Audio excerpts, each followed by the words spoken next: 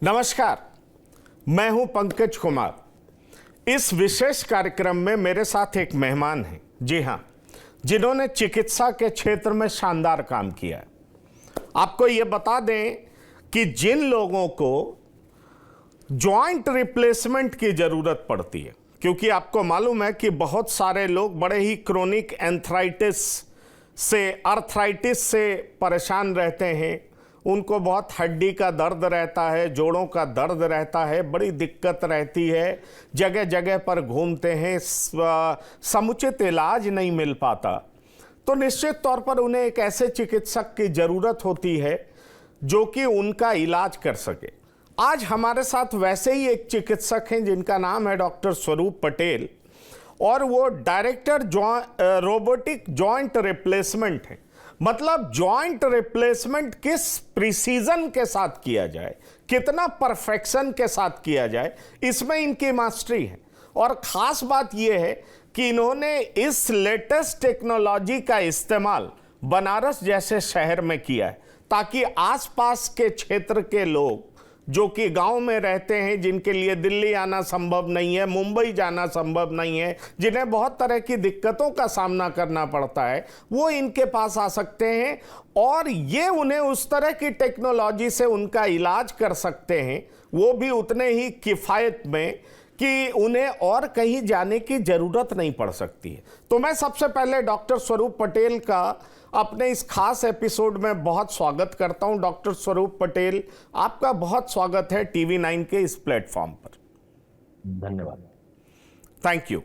Doctor स्वरूप पटेल, मैं आपसे ये पूछना चाहूँगा कि आजकल लोगों को बहुत ज़्यादा प्रॉब्लम जॉइंट्स में क्यों होता है, और जॉइंट्स में इस हद तक प्रॉब्लम लोगों को हो रहा है, जबकि हम कहते हैं कि अब हम लोगों का लाइफ एक्सपेक्टेंसी बढ़ गया है, हम जीना सीख गए हैं, हमें पता है क्या खाना है क्या नहीं खाना है। लेकिन अब बच्चों को दिक्कत हो रही है, कम उम्र में दिक्कत हो रही है, जॉइंट की समस्याएं बहुत ज़्यादा आ रही हैं, कूल्हे टूट जा रहे हैं। तो इतने तरह की प्रॉब्लम्स लोगों को हो रही है, और हम कहीं भी, क्योंकि अगर मैं बात करूं दिल्ली में, तो लोग अलग अलग हॉस्पिटल में चक्कर काटते दिखते हैं और उनको हमेशा लगता है कि उनकी जो परेशानी है उनसे उनको निजात नहीं मिल पा रहा। तो ये समस्या इतनी बढ़ती क्यों जा रही है? इस समस्या के बढ़ने का कारण हम लोग स्वयं, ऐसा कहने से लोग आए तो आश्चर्यचकित भी हो सकते हैं, पर हमने अपनी डाइटरी और अपनी लाइफस्टाइल, हमने अपने खाने पीने की शैली, हम बाहर का बहुत ज़्यादा खाने लगे, हमने एक्सरसाइज करना बंद कर दिया, हमने अपने शरीर का बहुत ध्यान नहीं रखा, हम दूध का सेवन धीरे धीरे करते कम करते जा रहे हैं, हमारा बाहर निकल के स्पोर्ट्स खेलना बच्चों में वो सब भी खत्म हो गया है। तो आप बदलाव देखेंगे कि अब हम अपने घर के अंदर बहुत ज़्यादा सीमित होते हैं, कार में बैठ के कहीं चले जाते हैं, तो हमारा वॉकिंग भी कम होता जा रहा है, हमारी डाइटरी हैबिट भी बदलती जा रही है। आदमी पहले अपने घर पे ही खाता था, अब वो बाहर रेस्टोरेंट इस तरीके की चीज़ों से खाता है, अब ऑनलाइन मंगा के खाता है। हालांकि मैं इसके विरोध में नहीं हूं, लेकिन हमें अच्छा खाना है, हमें स्वस्थ रहना है, हमें एक्सरसाइज करनी है, अपने वजन को संतुलित रखना है।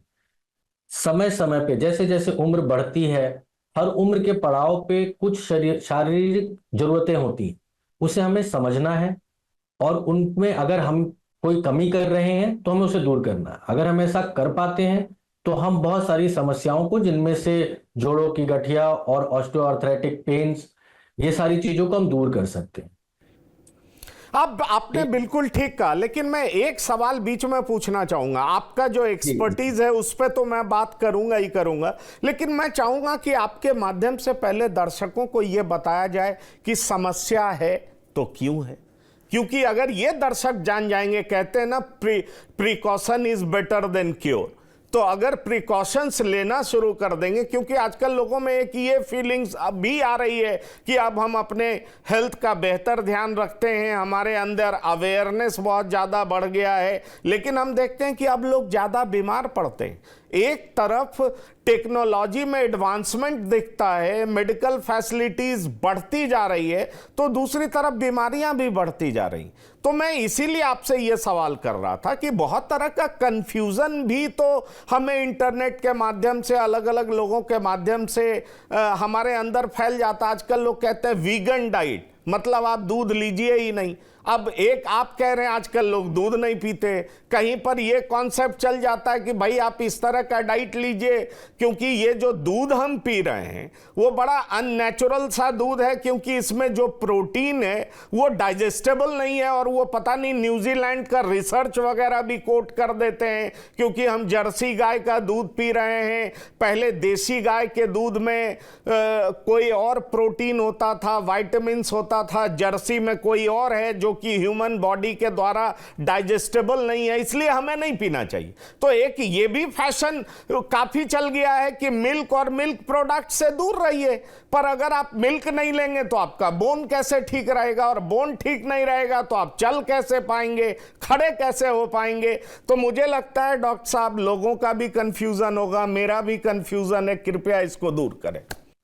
हमें लगता है आपके सवाल बिल्कुल सही है। जितनी ज्यादा रिसर्च होगी उतनी ज्यादा चीजें सामने आती हैं, और कुछ समय के लिए उसमें कंफ्यूजन का विषय भी बना रहता है, विशेषज्ञों के लिए भी और एक सामान्य व्यक्ति के लिए भी।